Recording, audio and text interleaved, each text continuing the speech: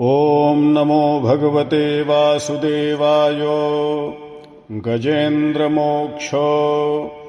श्रीशुक उवाच। एवं व्यवसितो बुद्धिया समाधाय मनोहृदि जजाप परमं जाप्यं प्राग्जन्मन्यनुशिक्षितम्। गजेन्द्र उवाच। ॐ नमो भगवते तस्मै यत एतच्चिदात्मकम् पुरुषायादिबीजाय परेशायाभिधीमहि। यस्मिन्निदं यतश्चेदं येनेदं यजिदं स्वयं योऽस्मात् परस्माच्च परस्तं प्रपद्ये स्वयंभुवम्। यः स्वात्मनीदं निजमाययार्पितं क्वचिद्विभातं क्व च तत्तिरोहितम् अविद्धदृक्साक्षिभयं तदीक्षते स आत्ममूलोऽवतु मां परात्परः। कालेन पञ्चत्वमितेषु कृत्स्नसो लोकेषु पालेषु च सर्वहेतुषु तमस्तदासीद् गहनं गभीरं यस्तस्य पारेऽभिविराजते विभुः।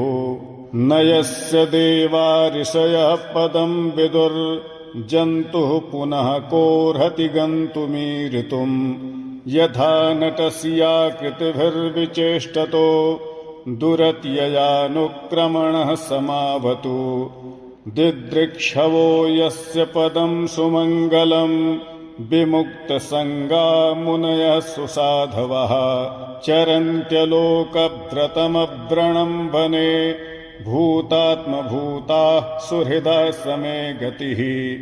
न विद्यते यस्य च जन्म कर्म वा न नामरूपे गुणदोष एव वा तथापि लोकाप्ययसम्भवाय यः स्वमायया तान्यनुकालमृक्षति। तस्मै नमः परेशाय ब्रह्मणेऽनन्तशक्तये अरूपायोरुरूपाय नम आश्चर्यकर्मणे। नम आत्मप्रदीपाय साक्षिणे परमात्मने।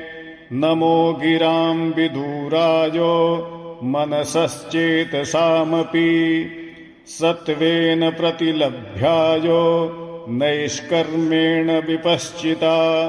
नमः कैवल्यनाथाय निर्वाणसुखसंविदे। नमः शान्ताय घोराय मूढाय गुणधर्मिणे। निर्विशेषाय साम्याय नमो ज्ञानघनाय च। क्षेत्रज्ञाय नमस्तुभ्यं सर्वाध्यक्षाय साक्षिणे। पुरुषायात्ममूलाय मूलप्रकृतये नमः। सर्वेन्द्रियगुणद्रष्ट्रे सर्वप्रत्ययहेतवे असताच्छाय योक्ताय सदाभासाय ते नमः।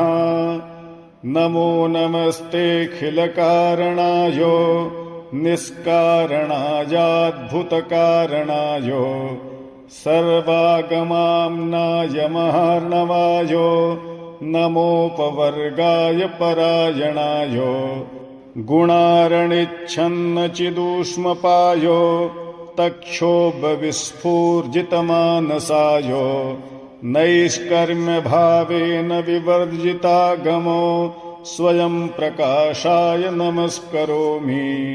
मादृक्प्रपन्नपशुपाशविमोक्षणाय मुक्ताय भूरि करुणाय नमो लयाय। स्वांशेन सर्वतनुभृन्मनसि प्रतीतो प्रत्यग्दृशे भगवते बृहते नमस्ते। आत्मात्मजाप्तगृहवित्तजनेषु शक्तैर्दुष्प्रापणाय गुणसङ्गविवर्जिताय मुक्तात्मविश्वहृदये परिभाविताय ज्ञानात्मने भगवते नम ईश्वराय। यं धर्मकामार्थविमुक्तिकामा भजन्त इष्टां गतिमाप्नुवन्ति। किं त्वाशिशोरात्यपि देहमव्ययं करोतु मे दभ्रदयो विमोक्षणम्। एकान्तिनो यस्य न कञ्चनार्थं वाञ्छन्ति वै भगवत्प्रपन्नाः। अति अद्भुतं तच्चरितं सुमङ्गलं गायन्त आनन्दसमुद्रमग्नाः।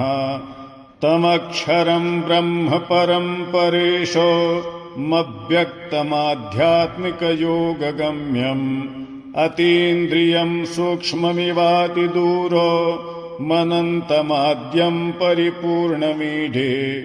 यस्य ब्रह्मादयो देवा वेदालोकाश्चराचराः नामरूपविभेदेन फल्व्याचकलया कृताः। यथार्चिसोऽग्ने सवितुर्गभस्तजो निर्यान्ति संयान्ति सकृत्स्वरोचिषः। तथा यतोऽयं गुणसम्प्रवाहो बुद्धिर्मनः खानि शरीरसर्गाः। स वै न देवासुरमर्त्यतिर्यं न स्त्री न षण्डो न पुमान् न जन्तुः। नायं गुणः कर्म न सन्न चासन् निषेधशेषो जयतादशेषः। जिजीविषेनाहमिहामुयाकी मन्तर्बहिश्चावृतये भयोन्या। इच्छामि कालेन न यस्य विप्लवस्तस्यात्मलोकावरणस्य मोक्षम्। सोऽहं विश्वसृजं विश्वमविश्वं विश्ववेदसं। विश्वात्मानमजं ब्रह्मो प्रणतोऽस्मि परं पदम्। योगरन्धितकर्माणो हृदि योगविभाविते योगिनो यं प्रपश्यन्ति योगेशं तन्नतोऽस्म्यहम्। नमो नमस्तुभ्यमसह्यवेगो शक्तित्रयायाखिलधिगुणाय प्रपन्नपालाय दुरन्तशक्तये कदिन्द्रियाणामनवाप्यवर्त्मने। नायं वेद स्वमात्मानं यच्छक्त्याहं धिया हतम् तन्दुरत्ययमाहात्म्यं भगवन्तमितोऽस्म्यहम्। श्रीशुक उवाच एवं गजेन्द्रमुपवर्णितनिर्विशेषम् ब्रह्मादयो विविधलिङ्गभिधाभिमानाः। नैते यदोपससृपुर्निखिलात्मकत्वात् तत्राखिलामरमयो हरिराविरासीत्।